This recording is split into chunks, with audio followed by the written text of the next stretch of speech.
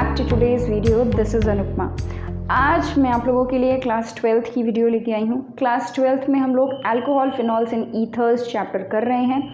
इस चैप्टर में हम लोगों ने प्रीवियस वीडियो में एस्टरिफिकेशन के बारे में बात किया था, जिसमें कि हम ये देखते हैं कि कैसे ऑक्सीजन और हाइड्रोजन का बॉन्ड टूटता है और एस्टरिफिकेशन रिएक्शन होता है।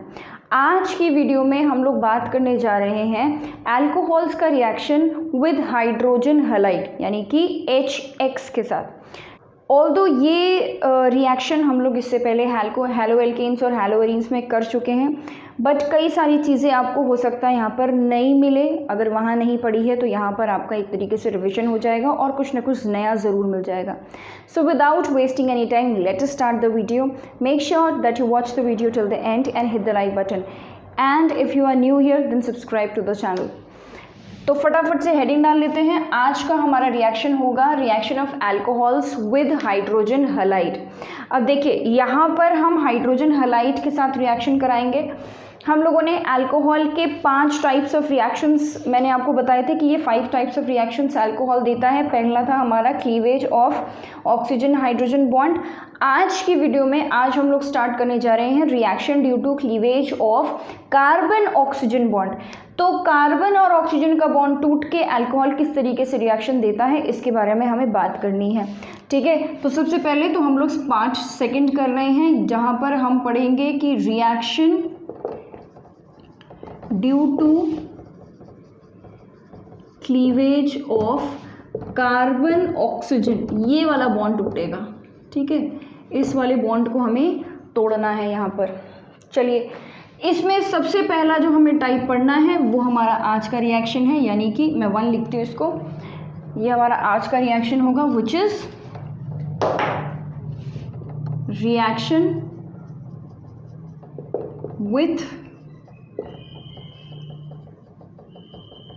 Hydrogen halides. ठीक है, यानी कि HX, यानी कि हमें अल्कोहल का रिएक्शन कराना है HX के साथ। अब देखिए, जनरली होता ये है कि जब हम अल्कोहल ROH का रिएक्शन HX के साथ कराते हैं तो होता क्या है, यहाँ पर जनरली ऐसा होगा मोस्ट ऑफ द केसेस में कि हमारा जो हैलोजन है वो OH को सब्स्टिट्यूट कर देगा।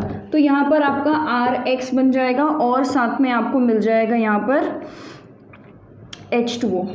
ठीक है, यहाँ पर इस तरीके से आपका रिएक्शन हो जाएगा और प्रोडक्ट बन जाएगा। लेकिन काफ़ी हद तक यहाँ पर ये चीज़ डिपेंड करती है कि आपने ये जो अल्कोहल लिया है ये किस टाइप का, ये 3 डिग्री है, 2 डिग्री है, 1 डिग्री है, उस टाइप ऑफ अल्कोहल पर भी डिपेंड करता है कि रिएक्शन कैसे प्रोसीड होगा। ठीक है, फिलहाल हमें यहाँ पर यही देखना है कि अल्कोहल का रिएक्शन हमने हाइड्रोजन हैलाइड के साथ कराया। अच्छा, ज़रा हम हाइड्रोजन हैलाइड की रिएक्टिविटी के बारे में बात कर लें। तो अगर रिएक्टिविटी ऑफ हाइड्रोजन हैलाइड्स के बारे में बात करें तो हमें पता है कि हमेशा HI will be more reactive than HBr then HCl and then HF तो जल्दी रिएक्शन देता भी नहीं है। सबसे ज़्यादा रिएक्टिव कौन है? HI। और ऐसा क्यों है? Because of large size of iodine. Iodine का साइज़ बड़ा है, जिसके वजह से आयोडीन और हाइड्रोजन के बीच का जो बॉन्ड होगा वो काफ़ी वीक होगा, जिसको तोड़ना आसान होगा।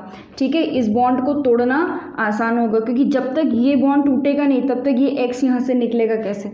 ठीक है, तो जितनी आसानी से ये हैलोजन यहाँ से निकल जाए रिएक्शन उतने अच्छे से होगा।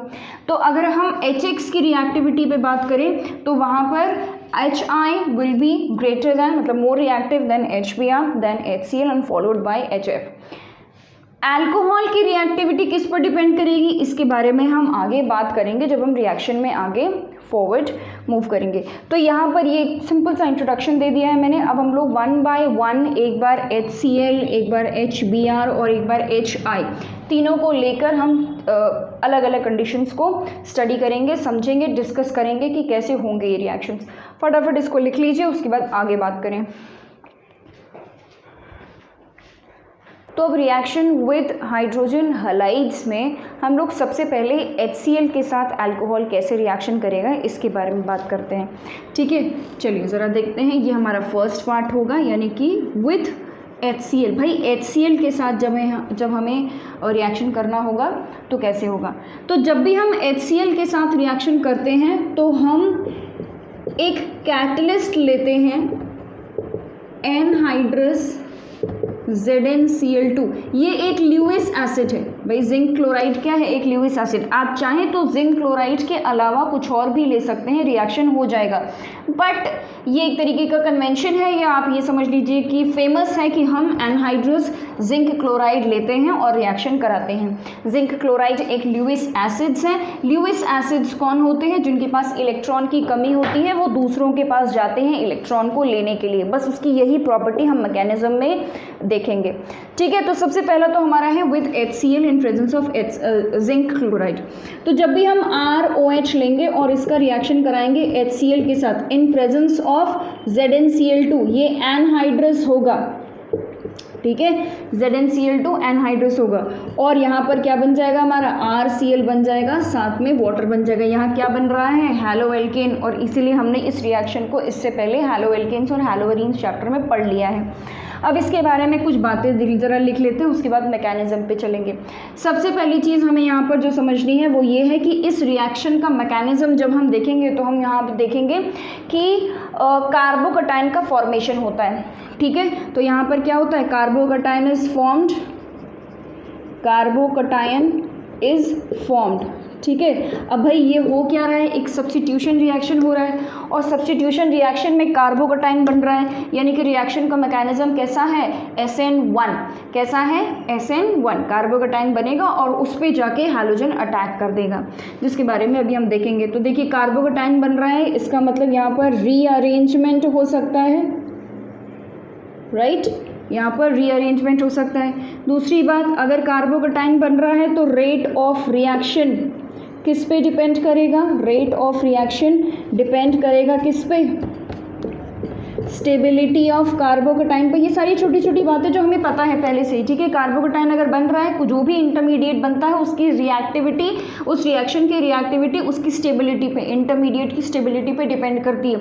तो वही काम यहाँ भी हो रहा है। Rate of reaction will depend upon, ये डायरेक्टली प्रोपोर्शनल मैंने लिखा है, directly proportional to stability of carbocation. R+ लिख सकती हूँ मैं, कार्बोकटायन। ठीक है, और स्टेबिलिटी होती क्या है? रेट, कार्बोकटायन की स्टेबिलिटी क्या होती है? 3 डिग्री, 2 डिग्री, 1 डिग्री। ठीक है, यानी कि आप जितना 3 डिग्री का अल्कोहल लोगे रिएक्शन उतनी तेज़ होगा, 2 डिग्री का लोगे तो थोड़ा सा रेट कम हो जाएगा, 1 डिग्री और कम। ठीक है, और आगे बात करते हैं। अच्छा, ये जो हमने यहाँ पर लिया है zinc chloride, anhydrous zinc chloride और HCl, इसको हम एक साथ, एनहाइड्रस जिंक क्लोराइड, इसको हम एक साथ बुलाते हैं ल्यूकास रिएजेंट। क्या बुलाते हैं हम इसको? Lucas reagent. ठीक है, और ये जो रिएक्शन हमने यहाँ लिखा है इसको हम ग्रूव्स प्रोसेस बुलाते हैं। क्या बुलाते हैं? Groves process. ये भी आप लिख सकते हैं, this reaction is called, capital G लिखे ना, ग्रूव्स, ग्रूव्स प्रोसेस या ग्रूव्स रिएक्शन। ठीक है, तो जो रिएजेंट हमने लिया है HCl विद जिंक क्लोराइड, उसको हम ल्यूकास रिएजेंट बोलते हैं, और हमने जो यहाँ पर इस रिएक्शन को कराया, ये वाला जो रिएक्शन हमने कराया है, इसको हम बोलते हैं ग्रूव्स प्रोसेस। बात समझ में आ गई है? ठीक है, चलिए अब ज़रा बात करते हैं ये ल्यूकास रिएजेंट की। ठीक है, तो सारे पॉइंट्स आपने लिख लिए हैं। कार्बोकटायन बनता है यानी कि रीअरेंजमेंट होगा, और कार्बोकटायन हो रहा है, न्यूक्लियोफिलिक सब्स्टिट्यूशन हो रहा है। भाई ये क्या है? Cl- न्यूक्लियोफाइल सब्स्टिट्यूट कर दे रहा है OH को, OH की जगह पे, यानी कि न्यूक्लियोफिलिक सब्स्टिट्यूशन हो रहा है, कार्बोकटायन बन रहा है, यानी कि ये कैसा है? SN1 मैकेनिज्म फॉलो कर रहा होगा। ठीक है, rate of reaction stability of carbocation पर डिपेंड करेगी। ये जो हमने रिएजेंट लिया है, ये इन दोनों को हम मिलाकर बोलते हैं ल्यूकास रिएजेंट, और इस प्रोसेस को हम बोलते हैं ग्रूव्स प्रोसेस। चलिए अब देखिए, क्योंकि मुझे पता है कि 3 डिग्री का अल्कोहल इस रिएक्शन को बहुत बढ़िया तरीके से देगा, 2 डिग्री का अल्कोहल उतना अच्छा नहीं देगा, और 1 डिग्री का अल्कोहल तो दे ही नहीं पाता ये रिएक्शन, मतलब इतना लंबा टाइम लेता है कि हमें लगता है कि रिएक्शन हुआ ही नहीं। ठीक है, तो बस इसी चीज़ को हम यूज़ कर लेते हैं एज अ टेस्ट।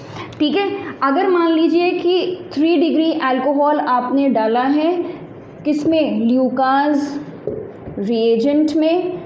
ठीक है, ल्यूकास रिएजेंट ले लिया आपने, 3 डिग्री अल्कोहल में डाल दिया है, तो यहाँ पर क्या बनेगा? RCl बनेगा। ये जो RCl होता है ये एक वाइट कलर का PPT होता है।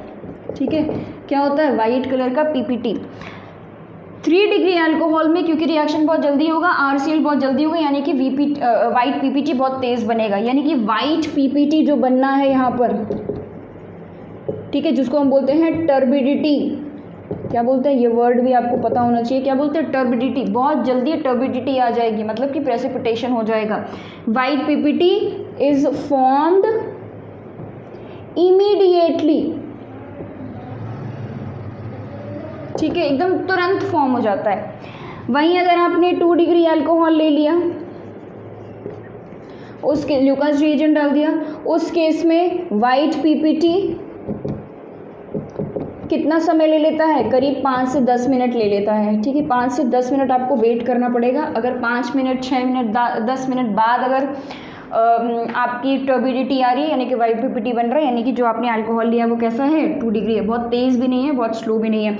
और 1 डिग्री अल्कोहल, 1 डिग्री अल्कोहल में आपने ल्यूकास रिएजेंट डाल दिया तो वाइट पीपीटी बननी ही नहीं है, ठीक है, नो पीपीटी। मतलब ऐसा नहीं कि वाइट पीपीटी बनती ही नहीं है, वाइट पीपीटी बनती है, पर वो इतना स्लो होता है रिएक्शन की, मतलब इनफाइनाइट अमाउंट ऑफ टाइम ले लेता है, तो हम ये कंसिडर करते हैं कि बना ही नहीं पीपीटी, ठीक है।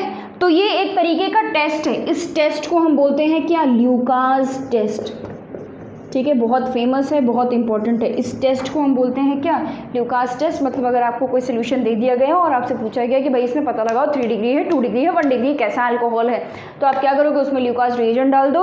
अगर टर्बिडिटी यानी कि वाइट पीपीटी तुरंत बन रही है, मतलब 3 डिग्री, नहीं बन रही है, थोड़ा समय ले रहा है 5-10 मिनट के आसपास, तो उसका मतलब कि 2 डिग्री, और बनी ही नहीं है तो मतलब कि 1 डिग्री, ठीक है। तो ये कुछ बातें हो गई, 3 डिग्री, 2 डिग्री, 1 डिग्री। इनफैक्ट यहाँ पे आप एक छोटा सा पॉइंट ये भी लिख सकते हो कि 3 डिग्री अल्कोहल में, ठीक है, 3 डिग्री अल्कोहल इतना रिएक्टिव होता है कि उसमें आपको ये जिंक क्लोराइड डालने की ज़रूरत भी नहीं है, ठीक है। बिना जिंक क्लोराइड के साथ भी अगर आप डायरेक्टली HCl डाल के उसका न्यूक्लियोफिलिक सब्स्टिट्यूशन कराओगे तुरंत हो जाएगा, ठीक है। तो 3 degree alcohol may not require catalyst की इनको ज़रूरत ही नहीं है, because there are so reactive, इतना ज़्यादा रिएक्टिव है कि बिना कैटलिस्ट के रिएक्शन कर देगा। बस आपको हल्का सा उसको स्टर कर देना है, हल्का सा उसको स्टर कर देना है ताकि रिएक्टिविटी अपने आप थोड़ा सा अच्छी हो जाए और बिना कैटलिस्ट के काम आपका हो जाएगा, ठीक है। तो ये कुछ बातें हो गई ल्यूकास रिएजेंट के बारे में, बहुत इंपॉर्टेंट है ये हमने हैलोएल्केन्स एंड हैलोएरीन्स में पढ़ चुके हैं हम। फटाफट से इसको लिख लीजिए सारे पॉइंट्स, एक एक करके, एक पॉइंट भी नहीं छूटना चाहिए, कहीं से भी क्वेश्चन बन सकता है, फटाफट इसको लिख लीजिए। उसके बाद मैकेनिज्म देखते हैं कि भाई ये कार्बोटाइन कैसे बन रहा है और क्या हो रहा है चीज़ें। Okay, so now let's quickly do the mechanism. फटाफट से मैकेनिज्म देखते हैं। रिएक्शन हमारा क्या है, मैंने मिटा दिया, दोबारा लिख दे रहे हैं। ROH का रिएक्शन कराना है HCl के साथ in presence of anhydrous zinc chloride, RCl बनेगा और साथ में वाटर विल बी रिमूव्ड, ठीक है। फटाफट से देखते हैं। देखिए सबसे पहले यहाँ पर जिंक क्लोराइड के बारे में बता दूं, मैंने पहले मतलब अभी बता भी दिया कि ये क्या है, एक ल्यूइस एसिड है। Lewis acid are electron deficient, ये इलेक्ट्रॉन ढूंढते हैं और इसको इलेक्ट्रॉन कहाँ मिलेगा, अल्कोहल से मिल जाएगा।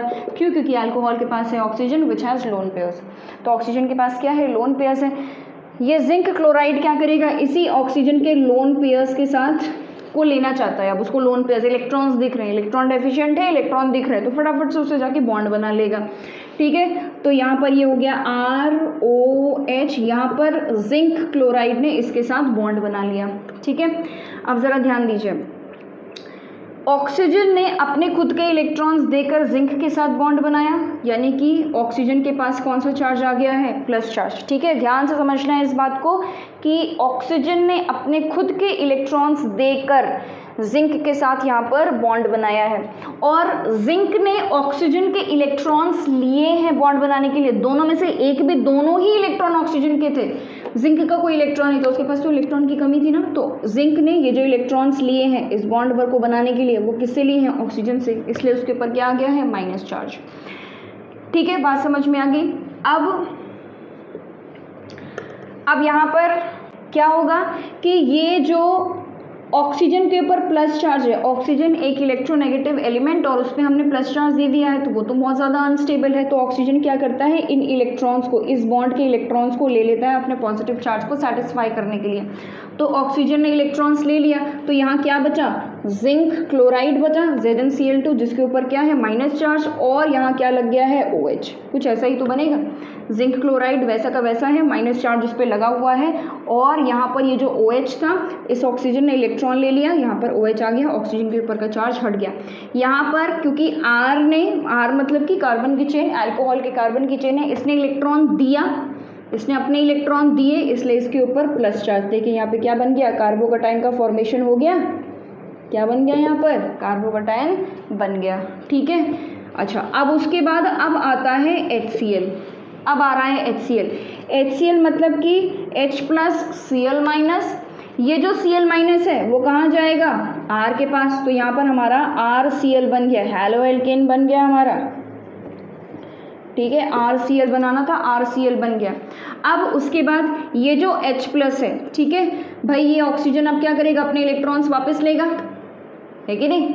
ऑक्सीजन क्या करेगा, अपने इलेक्ट्रॉन्स वापस लेगा। जिंक के ऊपर माइनस चार्ज है, किसी के भी ऊपर माइनस चार्ज प्लस चार्ज नहीं होना चाहिए, तो जिंक के पास माइनस चार्ज है, ऑक्सीजन ने अपने इलेक्ट्रॉन वापस ले लिए, यानी कि ऑक्सीजन क्या बन गया माइनस। अब जिंक के ऊपर से माइनस चार्ज हट गया, यानी कि हमें जिंक क्लोराइड बाहर मिल जाएगा, ये बॉन्ड टूट जाएगा और जिंक क्लोराइड निकल गया बाहर। भाई वो तो कैटलिस्ट था, ZnCl2 क्या था, कैटलिस्ट था, तो उसको तो बाहर जाना ही था।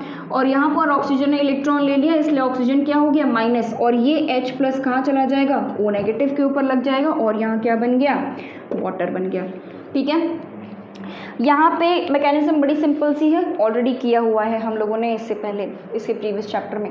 देखने की बात यहाँ पर ये है कि यहाँ पर जो कार्बोकटाइन बना हुआ है उस पे Cl माइनस अटैक कर रहा है। अब देखिए कार्बोकटाइन के बारे में मैं इससे पहले भी बता चुकी हूँ कि कार्बोकटाइन प्लेनर होते हैं। कार्बोकटाइन क्या होते हैं, ये होता है ना कार्बोकटाइन, यानी कि कार्बन के ऊपर प्लस चार्ज है, कार्बन के ऊपर प्लस चार्ज है, मतलब कि उसका एक बॉन्ड कोई खाली है, एक बॉन्ड नहीं बना रहा है, वो 4 बनाता है, एक बॉन्ड के इलेक्ट्रॉन्स उसने किसी को दे दिए तभी तो प्लस चार्ज आया, और बाकी 3 बॉन्ड्स बना रहा है। भाई ये क्या हो गया, इसको हम क्या बोलते हैं, ये कौन सा शेप है, ये ट्रायगोनल प्लेनर है, यानी कि ये कैसा है, प्लेनर।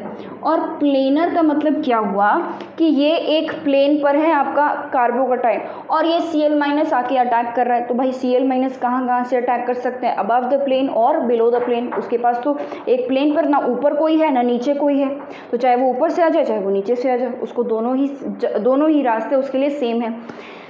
तो इसीलिए यहाँ पर क्या बन गया, R प्लस पे Cl माइनस ने अटैक किया, यानी कि Cl माइनस कहीं भी किसी भी डायरेक्शन से अटैक कर सकता है।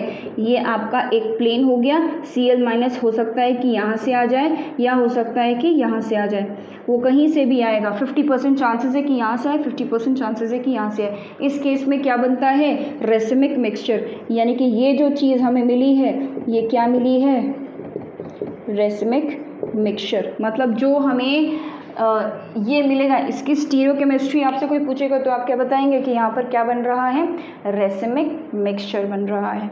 Is this clear, I hope mechanism clear हो गई है। फटाफट से इस चीज़ को लिख लीजिए, उसके बाद कुछ एक इम्पॉर्टेंट क्वेश्चन है जो मैं आप लोगों को बताऊँगी, इसमें लिखिए इसको फटाफट। ओके, तो मान लीजिए कि मैं अब आपको एक क्वेश्चन दे रही हूँ, ठीक है, एक सिंपल सा क्वेश्चन है, कुछ इंपॉर्टेंट बातें हैं वो समझने के लिए क्वेश्चन के तरीके से आपको समझा रहे हैं। मान लीजिए कि मैंने आपको ये एक अल्कोहल दे दिया, ठीक है, और साथ में मैंने आपको ये एक अल्कोहल दे दिया, और मैंने आपको दे दिया है एक अल्कोहल। ये मैंने आपसे पूछा भाई A, B और C में, A, B और C में एक और ले लें क्या, D भी ले लेते हैं, चलो भैया D भी ले लेते हैं। मान लीजिए मैंने आपको ये दे दिया CH2OH, ठीक है, D। इन चारों में अब आपको बताना है कि सबसे अच्छा रिएक्शन कौन देगा, ल्यूकास रिएजेंट, लूकास टेस्ट वाला रिएक्शन सबसे अच्छे से कौन देगा। तो इस क्वेश्चन में हमें ये पता करना है कि रिएक्टिविटी, ऑर्डर ऑफ रिएक्टिविटी क्या होगी टुवर्ड्स लूकास रिएजेंट। तो ऑर्डर ऑफ रिएक्टिविटी मैंने आपको बताया कि 3 डिग्री, 2 डिग्री और 1 डिग्री। तो इसमें से ज़रा देखो ये कैसा डिग्री है, 3 डिग्री है, भाई क्लियर है ये, ठीक है। OH लगा हुआ है जिस कार्बन पे, वो 3 और कार्बन से अटैच है, 3 डिग्री। ये कैसी डिग्री है? 1 डिग्री। ये कैसी डिग्री है? 2 डिग्री। और ये कैसी डिग्री है? 1 डिग्री। तो उस हिसाब से अगर हम देखें तो भाई 3 डिग्री सबसे ज़्यादा तेज़ रिएक्शन देगा, यानी कि A सबसे ज़्यादा होना चाहिए, उसके बाद होना चाहिए 2 डिग्री और उसके बाद होना चाहिए 1 डिग्री। लेकिन गड़बड़ है, ऐसा नहीं होता, ठीक है। तो इसको स्टार मार्क करके कहीं पर लिख लीजिएगा इस क्वेश्चन को, ये या एग्जाम्पल जैसा भी आपको सही लगे। 3 डिग्री तो भाई सबसे तेज़ रिएक्शन देता है, तो A तो देगा ही देगा, उसमें कोई डाउट नहीं है। क्वेश्चन आता है कि B C D में कौन थर्ड के बाद कौन, मतलब 3 डिग्री के बाद नेक्स्ट कौन होगा जिसकी रिएक्टिविटी तेज़ होगी, अच्छी होगी। तो अब देखिए, ऑल्दो ये 2 डिग्री है, ये 1 डिग्री है, ये 1 डिग्री है, लेकिन हम चेक क्या करते हैं, हम ये देखते हैं कि भाई जब रिएक्शन हो रहा है तो जो कार्बोकटायन बन रहा है वो कितना ज़्यादा स्टेबल है। अगर वो बहुत ज़्यादा स्टेबल है, जैसे कि 3 डिग्रीज होते हैं, तो मतलब रिएक्शन का रेट अच्छा है। अगर वो इतना स्टेबल नहीं है तो मतलब कि रिएक्शन का रेट इतना अच्छा नहीं है। ज़रा यहाँ देखो, इस 1 डिग्री में और इस 1 डिग्री में, इस 2 डिग्री को तो हम बाद में बात करेंगे। अगर यहाँ से OH निकल जाए, कार्बोकटायन बनाना है ना, तो कार्बोकटायन बनाने के लिए हम इस OH को हटा देते हैं, तो यहाँ पर क्या आ जाएगा? Plus charge. यहाँ पर भी यही काम करते हैं, ठीक है। OH हट जाएगा, यहाँ पर आ जाएगा प्लस चार्ज। अब यहाँ पर कौन आके अटैक कर देगा? न्यूक्लियोफाइल हमारा, यानी कि क्लोरीन, और यहाँ पर भी क्लोरीन। लेकिन ये जो कार्बोकटायन बना है और ये जो कार्बोकटायन बना है, ये 1 डिग्री होने के बावजूद बहुत ज़्यादा स्टेबल है। क्यों स्टेबल है? क्योंकि यहाँ पर क्या हो रहा है? रेजोनेंस हो रहा है, ठीक है। ये इधर आ जाएगा और ये क्या बन जाएगा? रेजोनेटिंग स्ट्रक्चर्स बन जाएंगे। ये फिर से इस पे प्लस चार्ज आएगा, बन गया रेजोनेंस। यहाँ बहुत बढ़िया रेजोनेंस हो रहा है। ये अलाइलिक है, अलाइलिक अल्कोहल है ये, ठीक है, अलाइलिक अल्कोहल। ये 2 डिग्री से ज़्यादा स्टेबल है, ये equivalent stable to 3 degree, 3 degree के लगभग स्टेबल है इसका ये जो इंटरमीडिएट कार्बोकटायन बन रहा है यहाँ पर। यहाँ पे बात करें तो यहाँ पर तो ये तो इससे भी ज़्यादा स्टेबल है। अब यहाँ देखिए, यहाँ पर तो बेंजीन रिंग पड़ी हुई है, यहाँ पर तो बढ़िया एकदम रेजोनेंस हो रहा है। ये इलेक्ट्रॉन इधर गया, ये इधर गया, ये इधर गया, ये तो और ज़्यादा रेजोनेंस स्टेबलाइज्ड है। तो ये 2 डिग्री से काफ़ी ज़्यादा स्टेबल है और इससे भी ज़्यादा स्टेबल है, क्योंकि यहाँ सिर्फ 2 रेजोनेटिंग स्ट्रक्चर्स बनेंगे। यहाँ पर हो सकता है आपको 1 2 3 4 बन जाएंगे, ठीक है। यहाँ पर 4 रेजोनेटिंग स्ट्रक्चर्स बन जाएंगे, यहाँ पे सिर्फ 2 ही बनेगा। तो कहने का मतलब ये है कि ये 1 डिग्रीज होने के बाद भी ये जो कार्बोकटायन बन रहा है ये काफ़ी ज़्यादा स्टेबल है, और स्टेबिलिटी पे ही तो डिपेंड करता है रिएक्शन का रेट। तो यानी कि ये 1 डिग्रीज जो है वो काफ़ी अच्छा रिएक्शन देंगे। तो 3 डिग्री तो सबसे ज़्यादा होता ही है। अब इन दोनों में चेक करो तो कौन ज़्यादा स्टेबल होगा? डी वाला, यानी कि इसके बाद आ जाएगा डी, उसके बाद कौन ज़्यादा स्टेबल होगा? बी वाला, और उसके बाद फिर सी। ये 2 डिग्री है भले, लेकिन ये इन दोनों से कम स्टेबल है। तो यहाँ पर आप ये लिख सकते हैं, एक्सेप्शन आप लिख सकते हैं कि बेंजाइलिक अल्कोहल, ये जो अल्कोहल मैंने लिया है ये वाला, ये कैसा है? Benzylic alcohol. Benzylic alcohol and allylic alcohol give positive Lucas test. Positive Lucas test मतलब कि पीपीटी बनाएगा, जैसे 3 डिग्री और 2 डिग्री बना रहा है वैसे पीपीटी बनाएगा। Positive Lucas test even after being 1 degree alcohol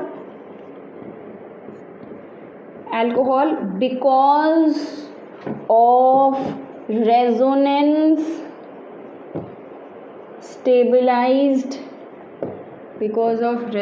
stabilized carbocation. तो कार्बोकटायन जो बन रहा है वो इतना बढ़िया बन रहा है, इतना स्टेबल बन रहा है कि ये भी ल्यूकास टेस्ट देगा, वाइट पीपीटी बनाएगा, ठीक है। तो यहाँ पर ऑर्डर ऑफ रिएक्टिविटी ये हो जाएगी, ठीक है। एक बहुत ही इंपॉर्टेंट पार्ट इस टॉपिक का, ठीक है। इसको लिख लीजिए, उसके बाद फिर हम लोग बात करते हैं HBr और HI के साथ। हम लोगों ने अल्कोहल का रिएक्शन HCl के साथ देख लिया, ल्यूकास टेस्ट देख लिया, ल्यूकास रीजन के बारे में बहुत बातें कर ली, और इन सब में सबसे इम्पॉर्टेंट पार्ट वही था। अगला जो रिएक्शन है वो हमें करना है which will be part B, reaction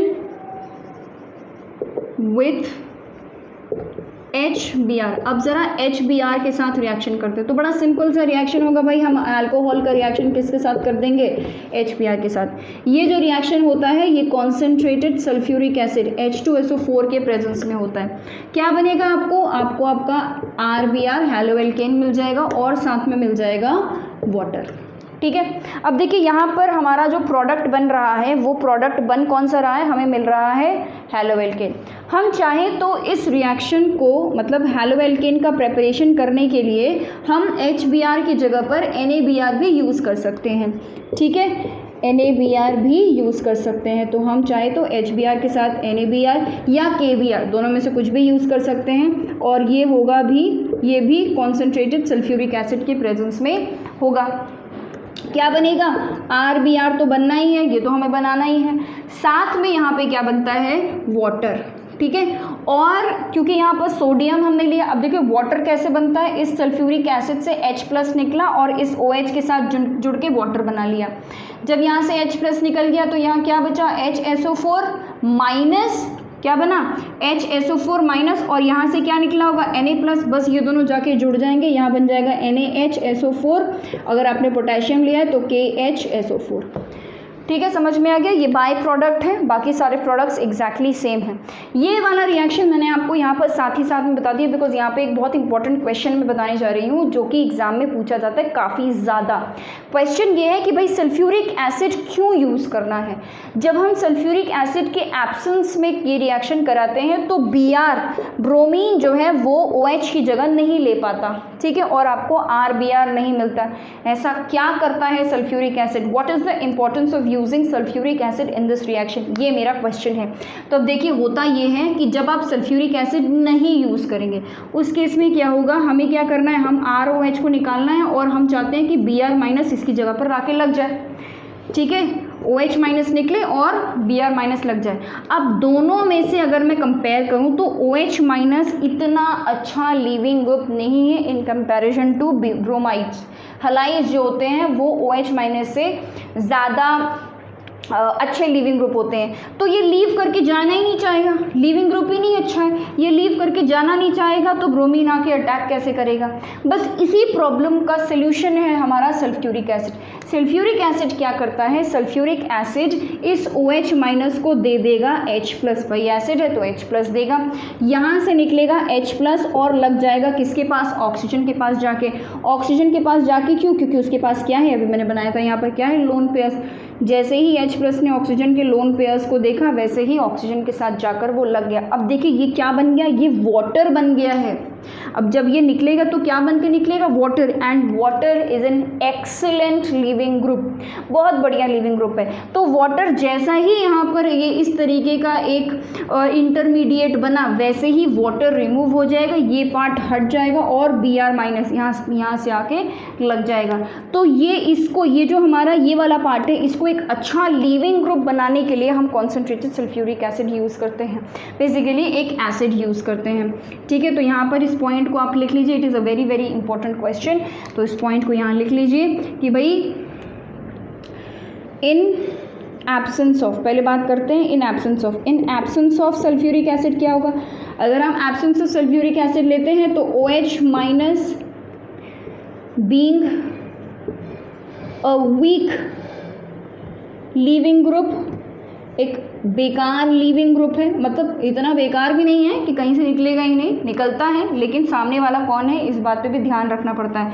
ठीक है, तो OH- is weak leaving group then Br-, hence cannot be replaced। ठीक है, it cannot be replaced। और जब हम प्रेजेंस ऑफ सल्फ्यूरिक एसिड लेते हैं, in presence of sulphuric acid H2SO4, तो उस केस में क्या होगा, जैसे ही सल्फ्यूरिक एसिड लिया हमने, water H2O+ will be formed. तो हम ये लिख सकते हैं water being a good, H2O being a good leaving group, being a good leaving group can be replaced, ink खत्म हो रही है। ठीक है, तो ये एक इम्पॉर्टेंट पॉइंट इस पार्ट का, फटाफट से इसको लिख लीजिए। उसके बाद अब हम मूव ऑन करते हैं HI ज़रा देखते हैं कि रिएक्शन करेंगे तो क्या होगा। तो भाई हमने रिएक्शन कराना है किसके साथ, HI के साथ। तो मैंने अल्कोहल ले लिया और क्या ले लिया है, HI ले लिया है। अब देखिए ये रिएक्शन हम सल्फ्यूरिक एसिड के प्रेजेंस में नहीं कराते और यही क्वेश्चन बन जाता है कि why sulphuric acid is not used as a catalyst in case of HI। ठीक है, इसके बारे में अभी मैं बताऊंगी। हम यूज़ करते हैं H3PO4, ठीक है, H3PO4 ये एसिड हम यूज़ करते हैं। अब होता क्या है यहाँ पर, आपको आपका RI मिल जाएगा प्लस H2O बाहर हो जाएगा।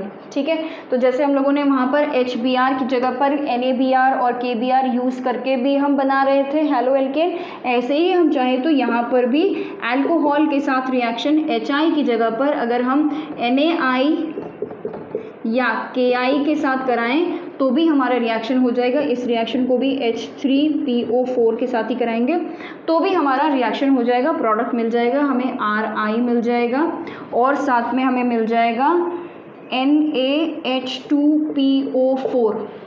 ठीक है, NaH2PO4 या अगर पोटेशियम लिया है तो KH2PO4। ठीक है, और साथ में हमारा वाटर तो बन ही रहा था, ये क्या बनाया है मैंने यहाँ पर, देखिए यहाँ से ये OH यहाँ से H प्लस लेके वाटर बनाता है, तो यहाँ पे एक H की कमी हो गई, यहाँ क्या बच गया H2PO4 और इसी H2PO4 के साथ कौन लग जाता है, सोडियम, तो NaH2PO4 बन जाता है। ठीक है, तो इस तरीके से आपको प्रोडक्ट बन जाएगा। क्वेश्चन यहाँ पर ये है कि सल्फ्यूरिक एसिड क्यों नहीं यूज़ किया। H2SO4 is not used in this reaction. हम H2SO4 को नहीं यूज़ कर सकते इस रिएक्शन में क्योंकि H2SO4 क्या है, इज़ एन ऑक्सीडाइजिंग एजेंट, एक बहुत बढ़िया ऑक्सीडाइजिंग एजेंट है। तो ऑक्सीडाइजिंग एजेंट होने के वजह से ये जो HI यहाँ पर बन रहा है, ठीक है, HI बन रहा है, इसको ये ऑक्सीडाइज करके क्या बना देगा, इसके साथ रिएक्शन करेगा, इसको ऑक्सीडाइज करके क्या बना देगा, I2 बना देगा। ठीक है, तो is an oxidising agent which will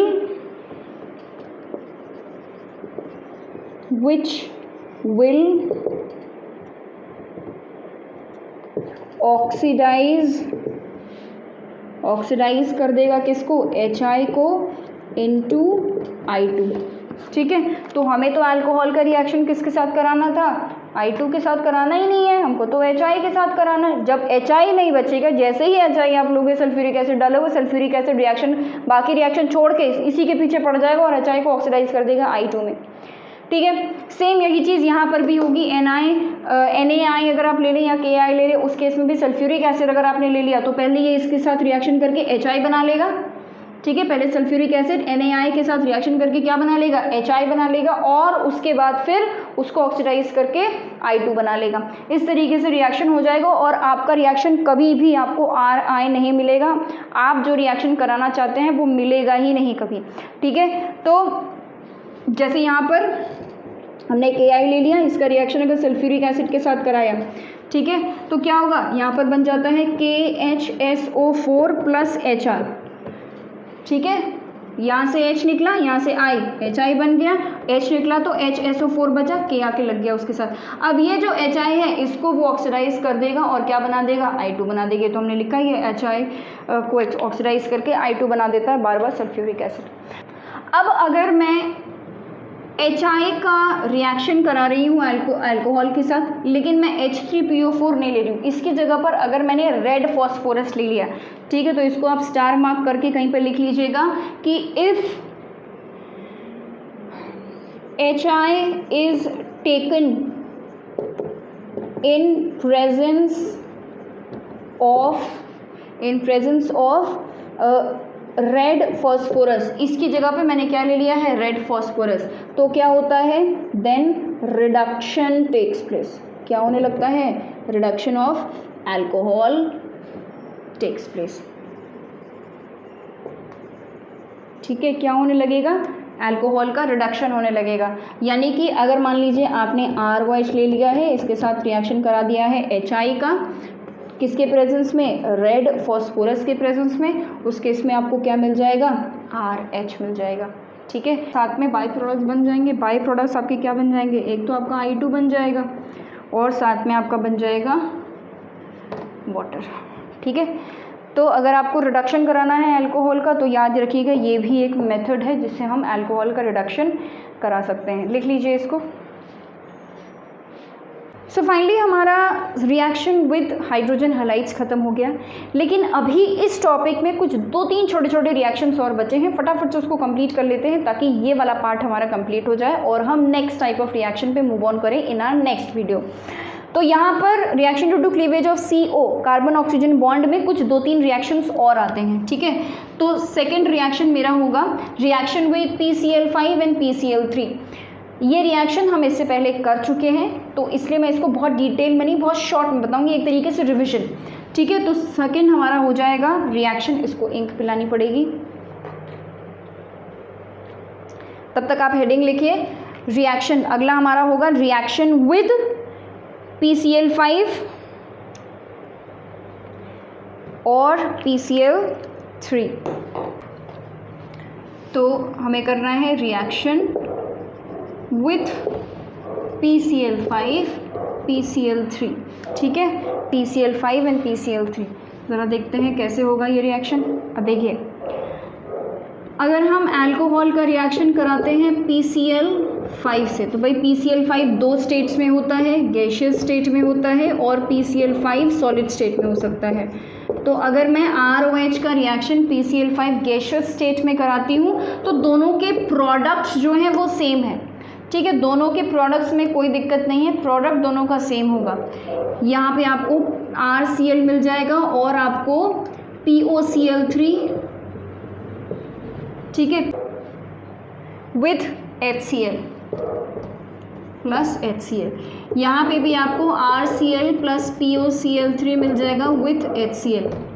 ठीक है, तो दोनों ही केसेस में प्रोडक्ट सेम होगा। डिफरेंस कहाँ होगा, डिफरेंस होगा स्टोइकियोमेट्री पे। गैसियस स्टेट में आपका रिटेंशन होता है, रिटेंशन आपको पता है कि फ्रंट से अटैक होगा, जहाँ से जो जिसको रिप्लेस करना है, जिसको सब्स्टिट्यूट करना है, जहाँ से वो हटेगा उसी जगह से दूसरा नया वाला सब्स्टिट्यूशन आएगा। ठीक है, उसके बाद फिर ये सॉलिड स्टेट में लिया है तो हमारा इन्वर्जन हो जाता है। ठीक है, सॉलिड स्टेट में लिया है तो इन्वर्जन हो जाता है।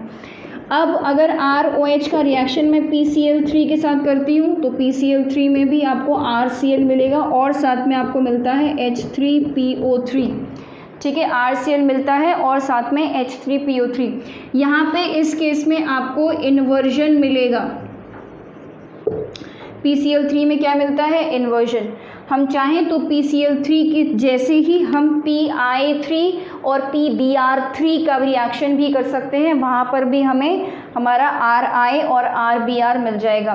ठीक है, लेकिन कभी भी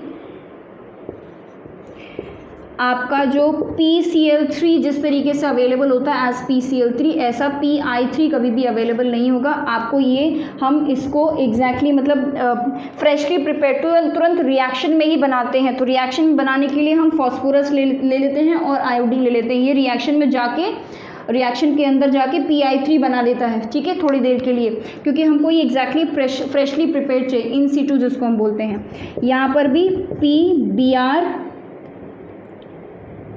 ले लेंगे, रिएक्शन कराएंगे, यहाँ पर आपको RI मिल जाएगा और यहाँ पर आपको RBr मिल जाएगा। ठीक है, तो यहाँ पर कभी भी PI3 नहीं लेना है, PBr3 नहीं लेना है, P प्लस I2 लेना है, P प्लस Br2 लेना है। ठीक है, PI5 एंड PBr5 ये सारी चीज़ें, ऐसी कोई चीज़ एग्जिस्ट नहीं कर सकती। ठीक है, तो फॉस्फोरस सिर्फ 5 क्लोरीन के साथ ही बॉन्ड बना सकता है, 5 आयोडीन और 5 ब्रोमीन के साथ नहीं बना सकता। ठीक है, तो ये हो गया हमारा reaction with PCl5 and PCl3।